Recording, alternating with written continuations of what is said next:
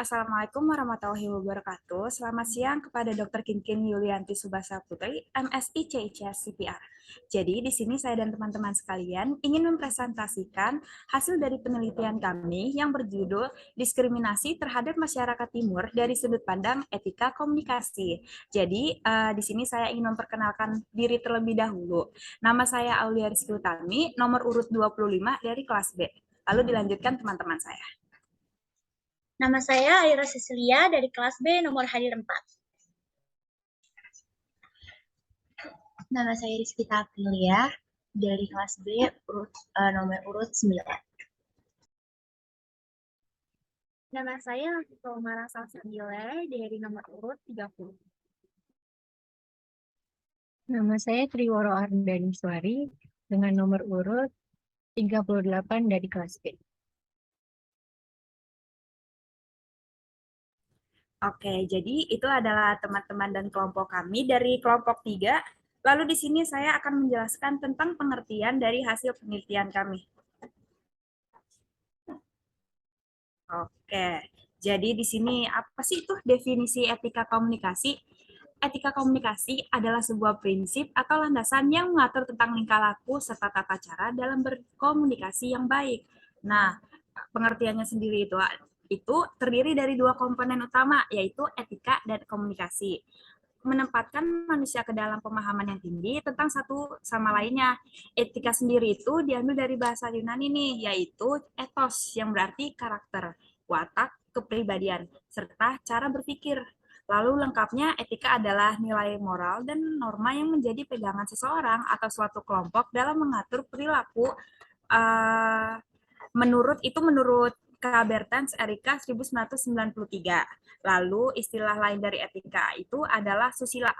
Lalu juga su itu artinya baik dan susila artinya kebiasaan atau tingkah laku. Jadi susila berarti kebiasaan atau tingkah laku perbuatan manusia yang baik, sedangkan komunikasi berasal dari bahasa Latin, yaitu communis yang berarti sama. Communico atau communication atau communicare, make to command dapat terjadi apabila kesamaan antara penyampaian pesan dan orang yang menerima pesan.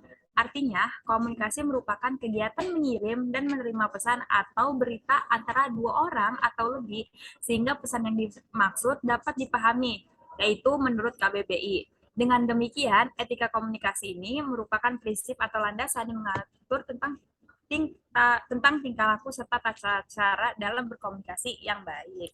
Lalu sebagai salah satu kajian filsafat, etika merupakan sebuah ilmu atau kajian tentang bagaimana nih seharusnya manusia berbuat, apakah perbuatannya baik atau buruk, serta tentang baik atau kewajiban moral yang dikenal sebagai akhlak, yaitu menurut Andy Corey Webb. Lalu juga dalam pengaplikasian atau penerapan etika seringkali disebut dengan etiket, merupakan bentuk praktik dari etika yang meliputi nilai kebaikan dan kebenaran dalam bertingkah laku maupun berucap. Istilah etiket sendiri itu berasal dari kata Prancis loh, yaitu etiquette, yang berarti kartu undangan, di mana raja-raja Prancis sering menggunakannya jika mengadakan pesta atau yang biasa disebut dengan ibit. Lalu namun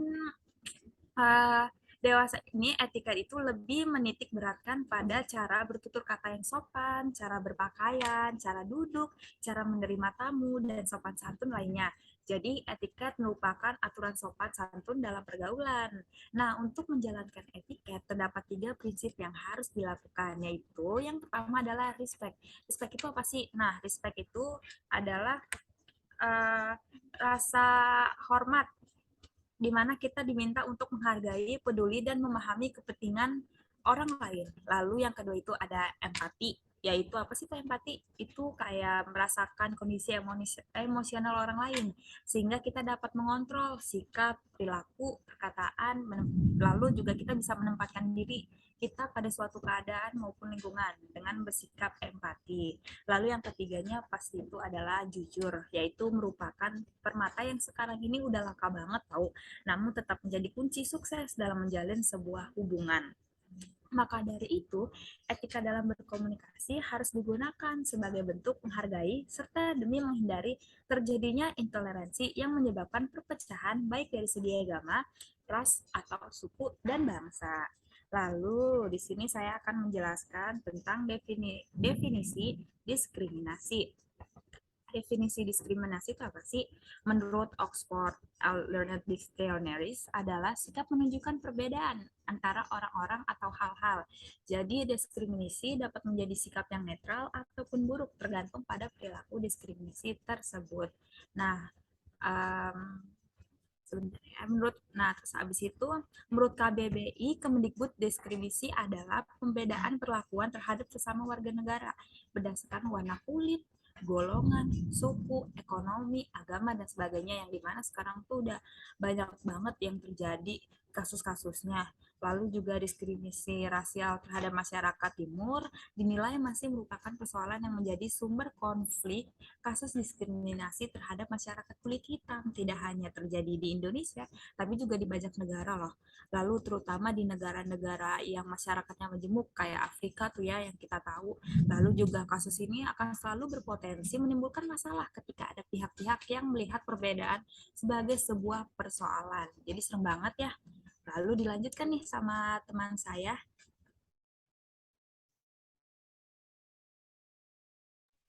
Baik, untuk pemaparan studi kasus ini akan dipresentasikan oleh saya, Triworo Leniswari.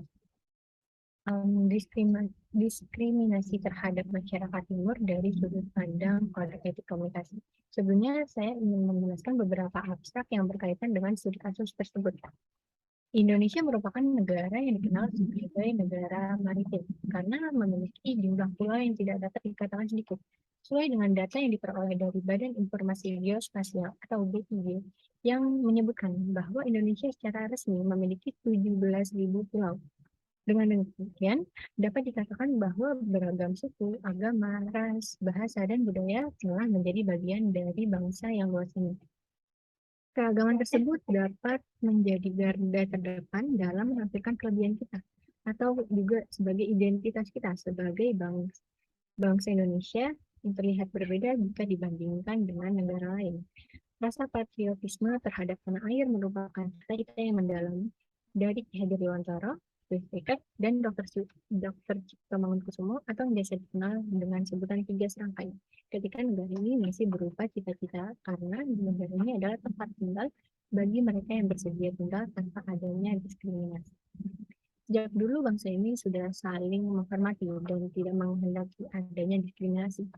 Hal ini telah terbukti dengan adanya Sumpah Pemuda 28 Oktober 1928 di dalam pembukaan UUD 1945 juga disebutkan bahwa segenap bangsa Indonesia dan seluruh tumpah darah harus dilindungi oleh pemerintah. Hal ini memiliki makna bahwa terlepas dari asal-usul, agama, gender, warna kulit, etnisitas, latar belakang budaya, dan bangsa, semua warga negara Republik Indonesia harus mendapatkan perlindungan. Dewan Perwakilan Rakyat pun telah menyetujui undang-undang tentang pengesahan konvensi internasional mengenai penghapusan segala bentuk diskriminasi rasial atau bisa disebut dengan International Convention on the Elimination of All Forms of Racial Discrimination pada tahun 1965 yang telah diratifikasi dengan Undang-Undang Nomor 29 Tahun 1999 pada tanggal 6 April 1999. Kemudian dengan pasal 1 Universal Declaration of Human Rights atau UDHR juga dijelaskan tentang prinsip kesetaraan, kebebasan, dan persaudaraan. Berarti dalam kehidupan sosial maupun individunya, setiap orang mempunyai kedudukan yang sama antara satu dengan yang lain. Hal tersebut selaras dengan prinsip persamaan di depan hukum atau equality before the law. Lalu ada asas persamaan di depan hukum dalam hukum positif Indonesia juga telah diatur secara jelas dalam peraturan perundang-undangan. Selanjutnya, pada dasarnya masyarakat Indonesia itu merupakan masyarakat yang plural dengan potensi besar kemunculan perpecahan dan konflik. Jika tidak dilandasi dengan sebuah konsep multikulturalisme atau yang biasa disebut dengan Bhinneka Tunggal Ika, Faktanya untuk menyatukan masyarakat plural seperti Indonesia bukanlah hal yang mudah. Marak konflik sara dan intoleransi merupakan ujian terhadap keragaman dan kedewasaan yang ada dalam bangsa ini. Hal itu juga merupakan dampak dari berkurangnya rasa nasionalisme yang seharusnya dimiliki. Kebinekaan adalah salah satu penguat rasa nasionalisme. Semboyan Bhinneka Tunggal Ika yang sejak dulu digaungkan oleh pendiri bangsa ini, saat ini terlihat sudah mulai tidak dipahami dan hanya menjadi sebuah ucapan saja. Tentunya sangat berbanding terbalik ya dengan cita-cita kebinekaan dan keragaman bangsa Indonesia. Hal ini sangat membahayakan karena dapat memicu terjadinya disintegrasi.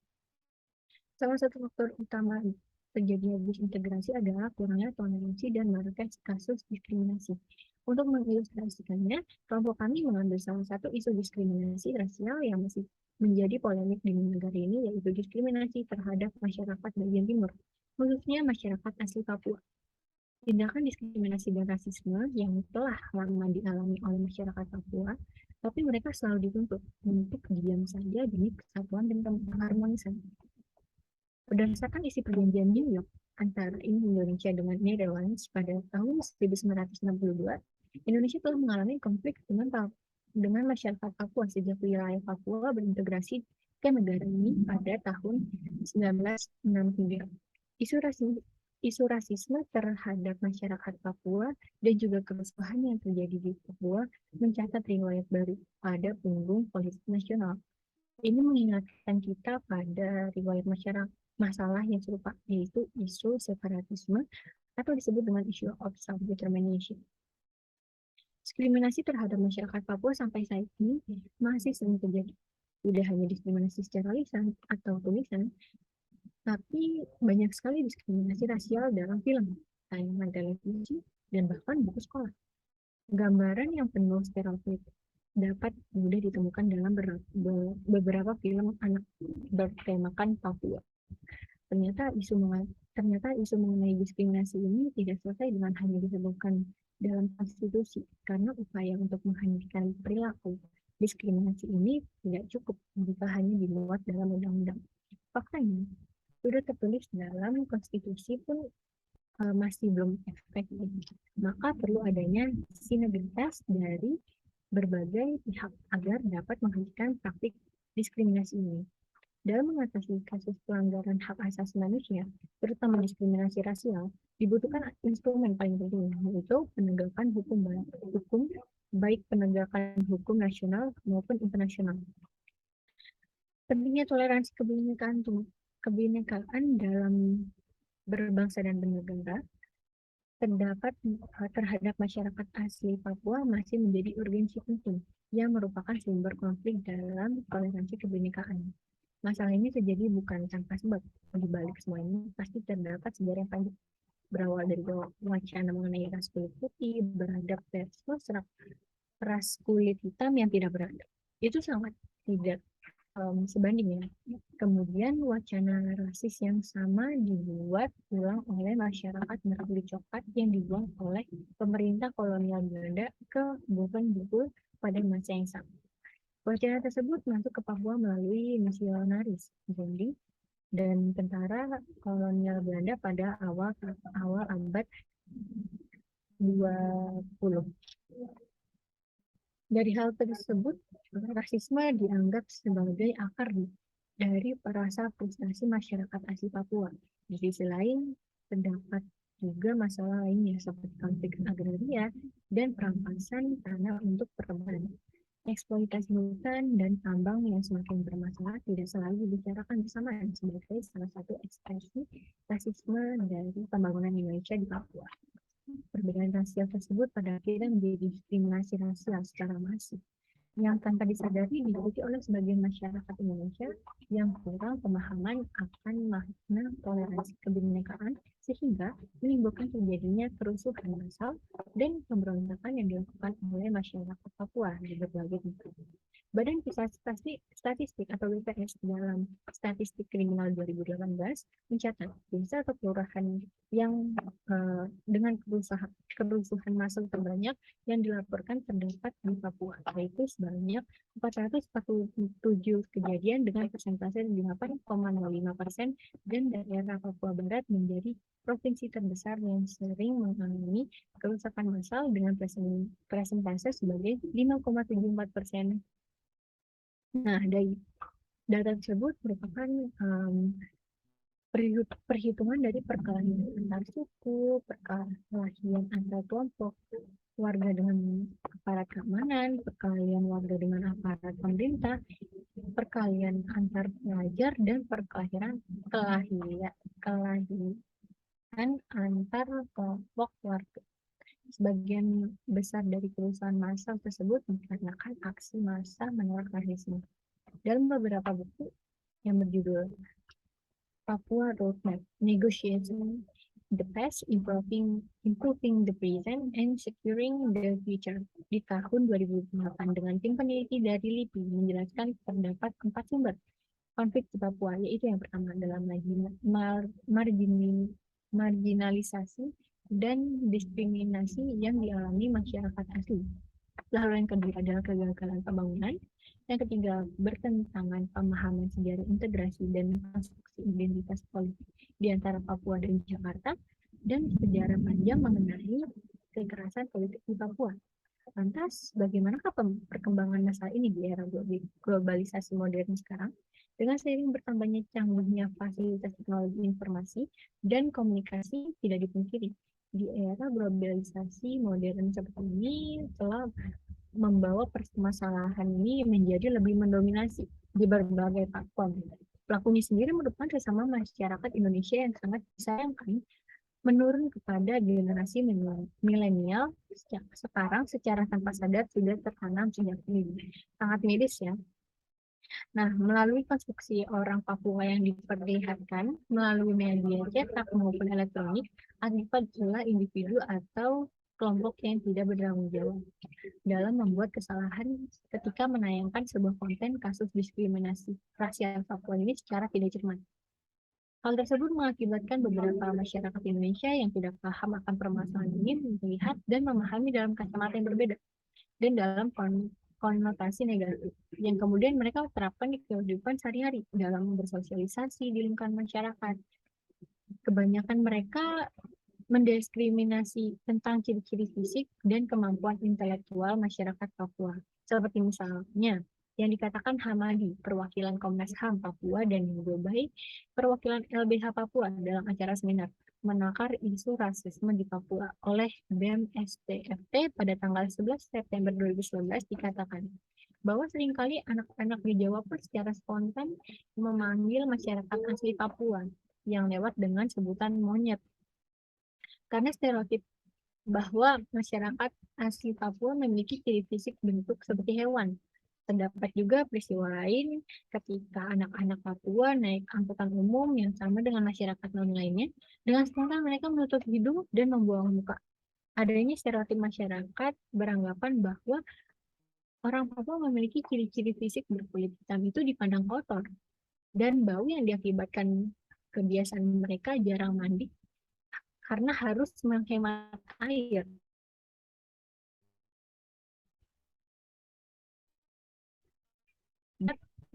Ini hadir di masyarakat karena seperti pengalaman, tayangan televisi, berita, dan interaksi langsung. Jadi yang berdampak pada terhadap masyarakat Papua harusnya dihilangkan. Jika hal tersebut dapat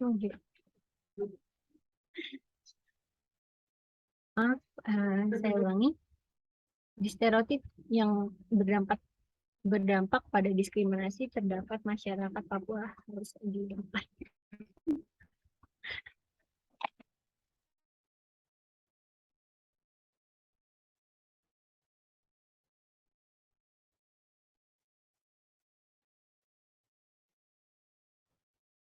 Maaf Mbak, akan saya ulangi dari beberapa sebelumnya.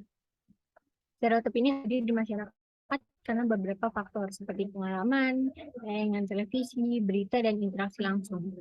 Stereotip yang berdampak pada diskriminasi di Papua haruslah dihilangkan.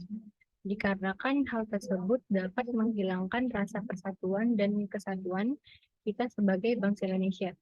Indonesia yang dikenal dengan banyaknya suku dan budaya harusnya menjadi suatu kebanggaan dan kecintaan kita terhadap Indonesia. Nah, ini mengambil peristiwa yang baru-baru ini terjadi, yaitu pada tahun 2019 mengenai peristiwa rasisme terhadap mahasiswa yang menyebabkan pecahnya kerusuhan di Manokwari.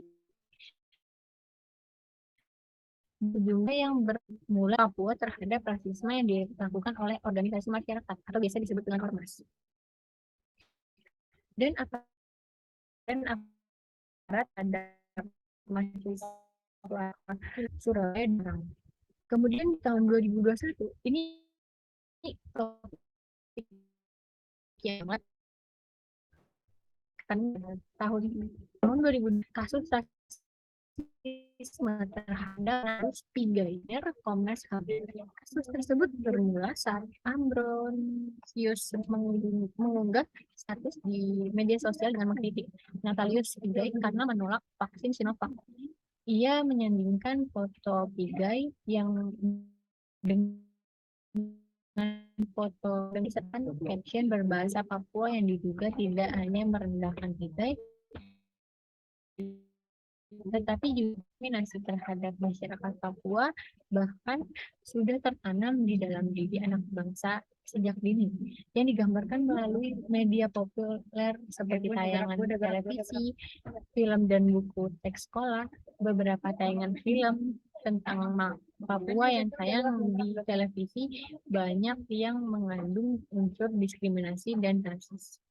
Misalnya, film Senandung di Atas Awan dan Denies yang menyita tentang anak tersebut masih menggambarkan stereotip bahwa anak-anak Papua yang primitif, terbelakang, miskin, dan cenderung suka buat kelahi.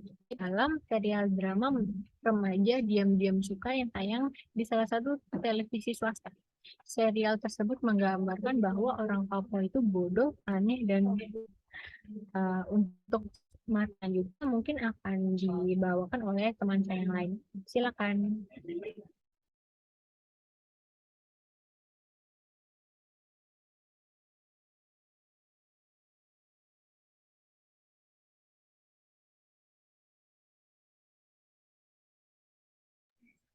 Selanjutnya materi gerakan komunikasi yang akan saya jelaskan. Sebelumnya sih teman-teman udah sering mendengar tagar Black Lives Matter di akun Instagram, Twitter, ataupun TikTok, ataupun akun sosial media lainnya. Black Lives Matter sendiri merupakan demonstrasi yang dibawakan oleh kaum Asia Afrika. Lalu diangkat oleh aktivis Papua dengan tagar Papua Lives Matter untuk yang disebut membangkitkan kesadaran untuk menghentikan rasisme terhadap orang kulit hitam khususnya kepada masyarakat Papua. Nah, momentum gerakan Black Lives Matter ini untuk melihat sikap rasisme terhadap orang Papua nih. Gerakan ini juga dilakukan untuk membantah semua tuduhan sikap rasis sistematik terhadap masyarakat Timur. Nah, dalam gerakan ini masyarakat Papua menggunakan momentum tersebut untuk mengingatkan kepada publik bahwa isu rasisme atau diskriminasi ini nih juga perlu mendapat perhatian. Isu yang paling utama ini merupakan tuntutan kemerdekaan bagi rakyat Papua, sebab masyarakat Papua menuntut independensi dari Indonesia. Adanya diskriminasi ini juga karena ras menempatkan masyarakat asli Papua dan kaum Afrika Amerika secara sosial dan ekonomi berada di bawah kelompok mayoritas di negara masing-masing. Dan tujuan dari gerakan anti rasisme atau anti diskriminasi Black Lives Matter ini atau Papua Lives Matter ini lebih kepada mendorong penghapusan ketidakadilan sistematis bagi kelompok masyarakat kulit hitam. Boleh selanjutnya next slide.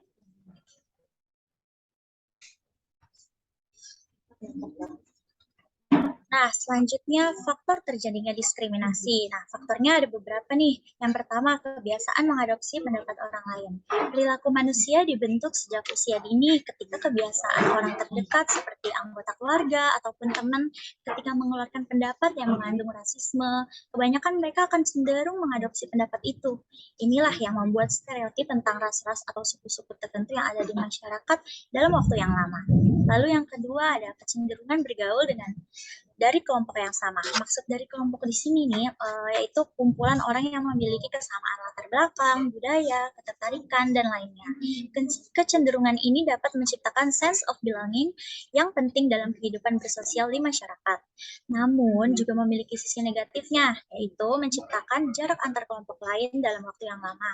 Hal ini akan menciptakan perasaan etnosentris, yaitu perasaan bahwa kelompoknya itu lebih baik daripada kelompok lain. Nah, muncul nih sikap-sikap egois sehingga menimbulkan perasaan-perasaan kebencian yang berbeda dari kelompok yang menyebabkan kecenderungan membuat orang tidak dapat menghargai makna perbedaan.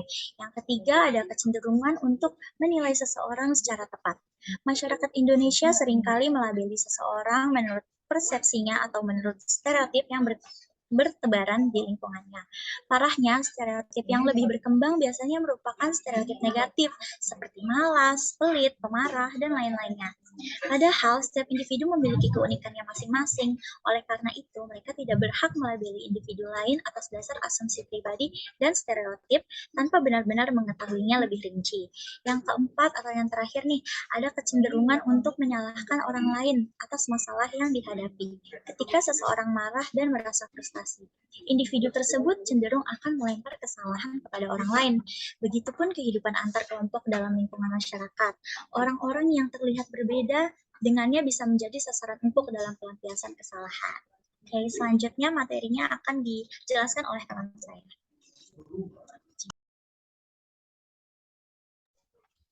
Nah, dalam buku Philosophy of Communication Ethics dikutipkan bahwa Pat Anderson dalam Timmy Nikas, Benevolent Sentiment as Ground for Communication Ethics, Juliet Hampton Morgan's Advocacy for Racial Justice mengeksplorasi karya advokasi sipil yang signifikan dan memberikan wawasan tentang tuntutan keadilan sebagai komitmen masyarakat. Ia menjunjung tinggi hak asasi manusia atau HAM dan sangat memerangi rasisme meski ia berkulit putih. Diceritakan pula tentang pembalikan permintaan maaf dalam resolusi perbudakan negara yang merupakan terjemahan dalam buku Philosophy of Communication Ethics bahwa sebagai legislator berkulit hitam, mereka akan memperkenalkan resolusi permintaan maaf atas perbudakan dan warisannya yang buruk di mata publik. Jika dikaitkan dengan etika komunikasi, hal tersebut merupakan cara jitu untuk mencari pengakuan dan pengakuan terhadap keadilan sejarah, psikologis, ekonomi, dan beban penderitaan budaya. Bahkan dalam prosesnya, mereka juga menawarkan rasa hormat kepada orang kulit hitam lainnya sebagai agen moral yang bertahan meskipun sulit berkembang di masyarakat. Padahal, yang kita tahu, mereka mengajukan permintaan maaf agar rekan kulit putih mereka dapat mengembalikan citra kepolosan kulit putih, atau malah memenangkan dukungan dari konstituen kulit hitam. Tapi sebaliknya, mereka meminta maaf untuk mendapatkan respect dari publik. Nah, untuk kasus yang terjadi di Papua, taktik ini dapat pula digunakan oleh mereka dalam mencari dan mencapai kesetaraan atau keadilan sosial melalui cara-cara elegan sesuai dengan etika komunikasi, agar tidak terjadi bentrokan dengan pihak lain. Karena mau bagaimanapun, diskriminasi akan hilang melalui kesadaran diri dan pendidikan sejak dini. Selanjutnya akan dibawakan oleh teman saya.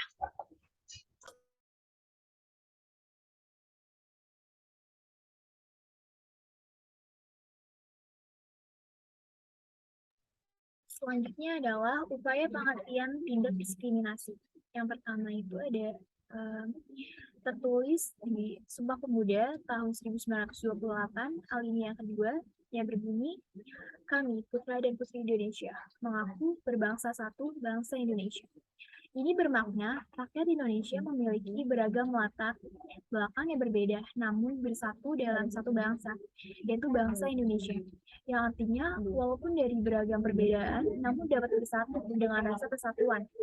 Selain itu, Dalam pembukaan Undang-Undang 1945 juga disebutkan bahwa segenap bangsa Indonesia dan seluruh tumpah darah Indonesia harus dilindungi oleh pemerintah.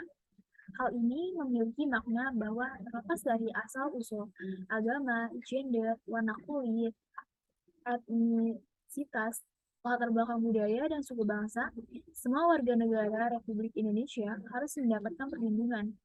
Dan Dewan Perwakilan Rakyat pun telah menyetujui undang-undang tentang pengesahan Konvensi Internasional tentang penghapusan segala bentuk diskriminasi rasial dan telah diratifikasi dengan Undang-Undang Nomor 29 Tahun 1999 pada tanggal 6 April 1999. Kemudian, dalam Universal Declaration of Human Rights, Pasal 1 menjelaskan bahwa prinsip kesetaraan, kebebasan, dan persaudaraan berarti dalam kehidupan sosial maupun individu, setiap orang mempunyai kedudukan yang sama antara satu dengan yang lain. Selanjutnya akan dilanjutkan oleh teman saya.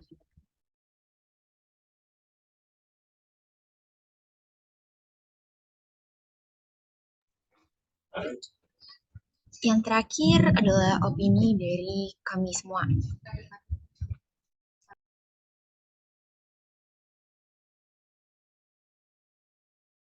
Banyak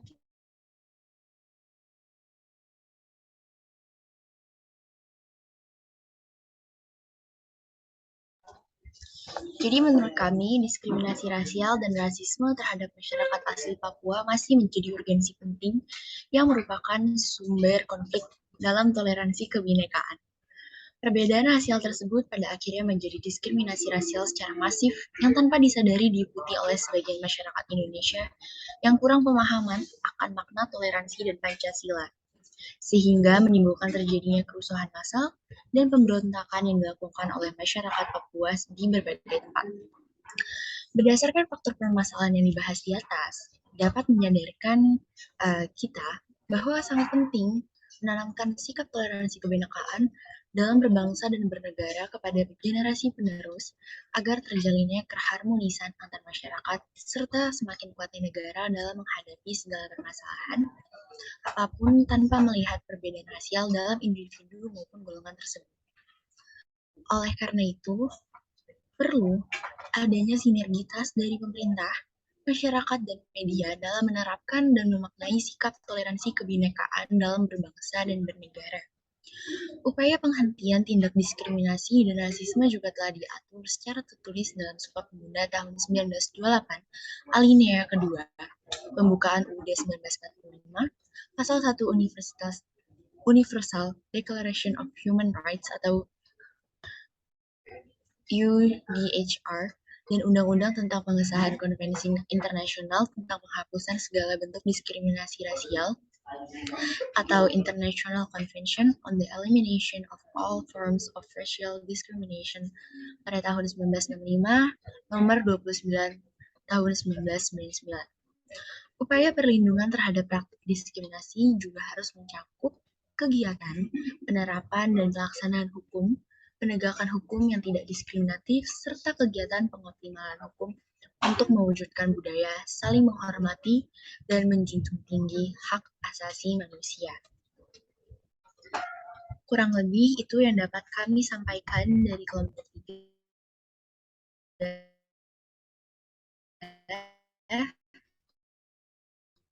yang akan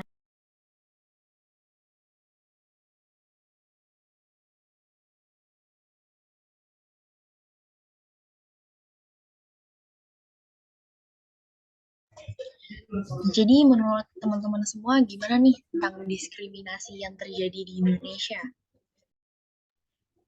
Oke, jadi kalau menurut saya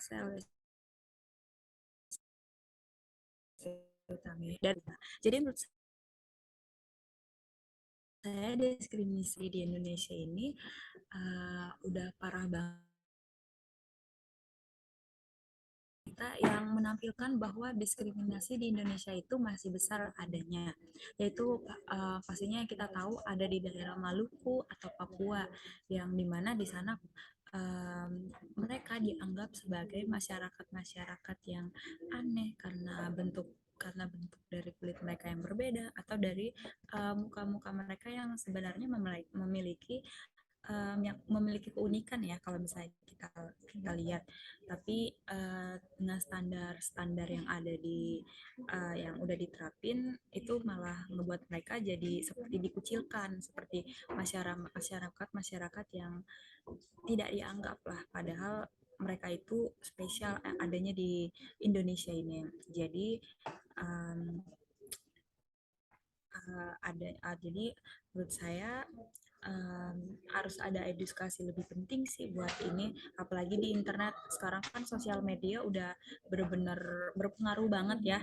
Jadinya pastinya kalau misalnya dari kitanya sendiri udah mau buat buat ngomong ini kalau misalnya um, ini tuh gak baik loh, sebenarnya tuh mereka tuh punya keunikan loh, pastinya orang-orang lain juga pasti bakal kayak ikut memikirkan hal yang sama gitu. Jadi gitu aja sih kalau misalnya di aku. Mungkin ada teman-teman lainnya yang mau nambahin. Boleh nih. Uh, dari saya sendiri, sebenarnya sih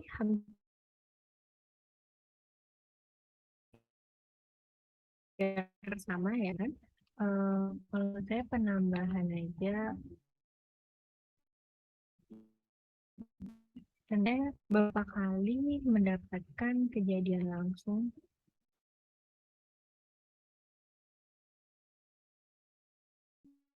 yang beberapa kali saya melihat jelas adanya diskriminasi di sekitar saya. Seperti misal nggak harus dari Maluku, harus dari Papua, tapi di kita masih berada di satu pulau pun banyak yang melakukan diskriminasi. Balik lagi itu seperti pembulian terhadap fisik, entah itu kulitnya gelap, lalu rambutnya tidak sesuai dengan standar kecantikan di Indonesia, yang harus putih, yang harus mulus gitu, itu mendapatkan banyak kecaman gitu. Mereka dianggap berbeda padahal sebenarnya enggak. Sering dibilang juga, hitam, rambut kamu ini deh, rambut kamu tuh ini jelek segala macam. Padahal itu kan sebenarnya nggak baik ya, itu termasuk bentuk diskriminasi yang ada di sekitar kita. Jadi menurut saya segala bentuk diskriminasi, entah itu tulisan atau itu tindakan gitu, menurut saya itu adalah nggak keren. Itu benar-benar nggak keren bagi masyarakat Indonesia yang harus menjunjung tinggi persatuan. Itu tidak boleh ya, dilakukannya diskriminasi. Harus ada toleransi dalam diri kita sendiri. Begitu. Mungkin ada yang ingin menambahkan? Ya betul banget tuh, emang pastinya sekarang tuh nggak dari yang jauh aja ya Kak, jadi yang dekat pun kayak misalnya ada teman kita yang beda beda warna sedikit aja tuh kayak pasti iko lo hitam banget sih, iko lo hiteman, atau enggak kalau yang rambutnya keriting tuh rambut lo aneh, sisir dong gitu kan, pasti kayak banyak banget ya Kak di sini. Atau ada teman-teman lainnya nih yang mau nambahin kayak Kak Cecil atau Kak Pili atau Kak Ara. Oke, atau Kak Ara mau melanjutkan diskusinya di materi hari ini?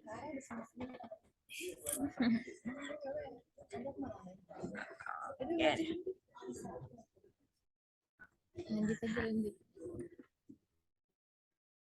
Lanjut. Oke deh, aku deh nambahin. Nggak usah dijelasin sih. Nggak bakal ditonton juga kan? Iya sih. Oke, ya kan kita kan negara berpancasila ya. Pancasila itu yang artinya Bhinneka Tunggal Ika, yang mana ya kita berbeda-beda tapi satu gitu. Dan ya sebenarnya sama sih seperti teman-teman saya juga kurang lebih seperti itu. Padahal dia pembuli ya. Dia bisa dilanjut sama Pilih.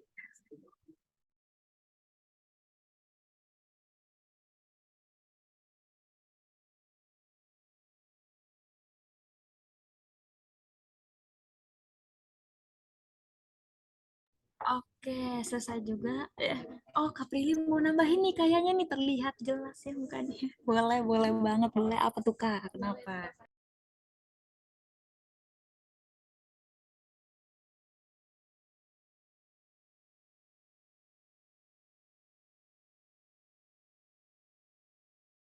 yang salah.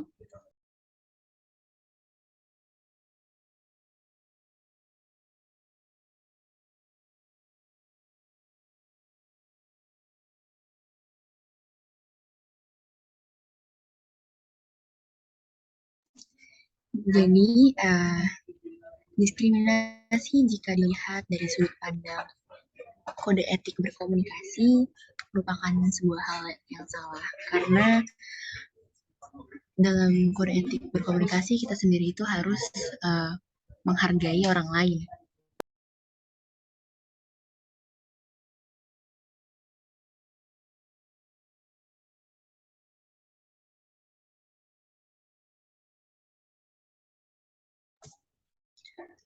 Kemudian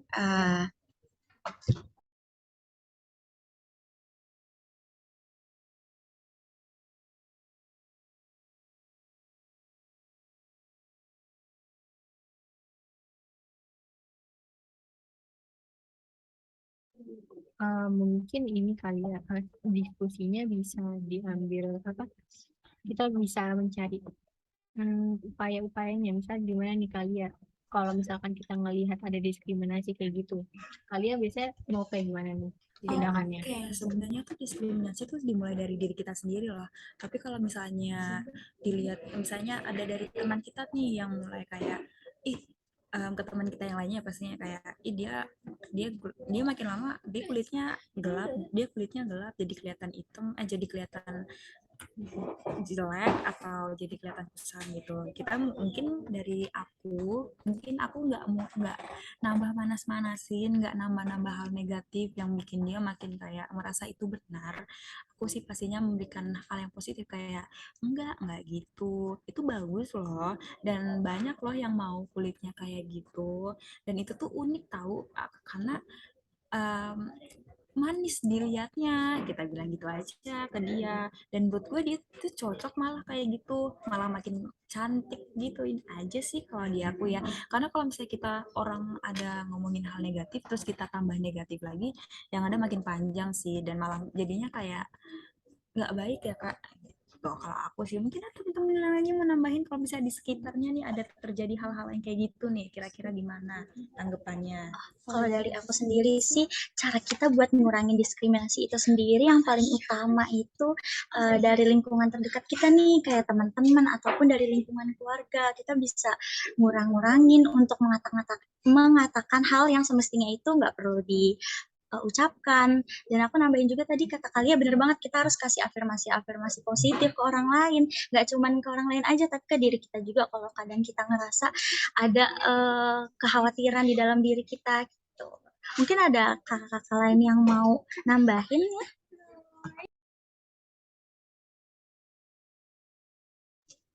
yang jelas ketika kita menyampaikan suatu pesan kepada orang lain, maka kita harus mencoba mencernanya 2 kali agar agar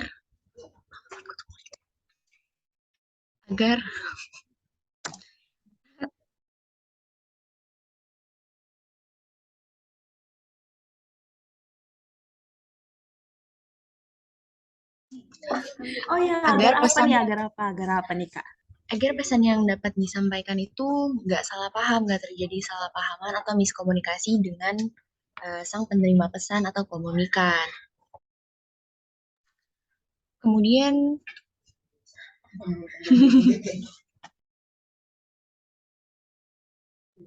Uh, Kalau boleh aku simpulin, ini berarti kalau misalkan kita ada di situasi kita ngelihat ada diskriminasi itu sendiri, berarti tanggapan yang harusnya kita lakukan itu support ya kak ya. Kita Betul, harus betul, betul. support, terus kalau emang gitu kan apa ya, manusia itu kan kelahirnya berbeda-beda ya. Pasti ada tujuannya gitu kan ya kak ya, pastinya. Nah, menurutku diskriminasi itu harus di stop dari dari sekarang juga, maka ya. Betul. Oke.